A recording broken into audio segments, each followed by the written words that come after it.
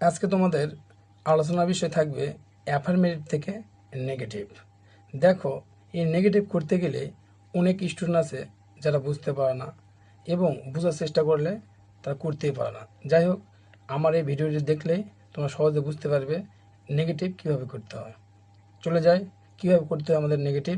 প্রথমে আজ দেখো রুলস 1, বাক্যের মধ্যে মাস্ট, হ্যাভ টু থাকিলে, মাস্ট অথবা হ্যাভ টু থাকিলে নেগেটিভ করিতে মাস্ট, হ্যাভ টু উঠে ওই স্থানে ক্যান নট বাট বসে। লোকের যদি মাস্ট থাকে তাহলে আমরা কি বসাবো? Can not but. Have to তাহলে কি বসাবো?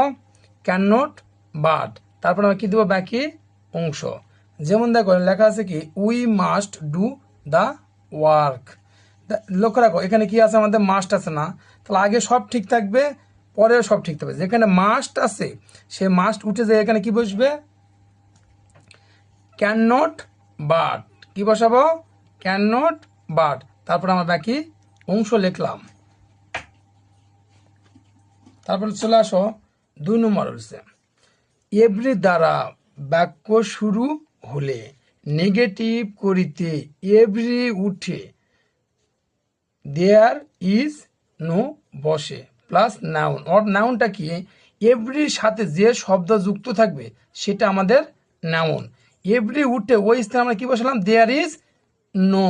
আর এভরির সাথে যে শব্দ বাকি থাকলো সেটা হচ্ছে কি? নাউন প্লাস বাট প্লাস বাকি অংশ। Every man loves his country. লেখা আছে কি? Every man loves his country. দেখো এখানে এভরি আছে না, এভরি তুলে দিয়ে আমরা কি দিলাম? দেয়ার ইজ নো দিলাম। তারপরে ম্যান আছে না, ম্যান আমরা এখানে বসলাম। ম্যান মানে কি? এই নাউনটা আমরা বসালাম। তারপরে এই নাউনের পর আমরা কি দিলাম? একটা বাট। বাট লেখার পর বাকি অংশ যা আছে তাই বসালাম।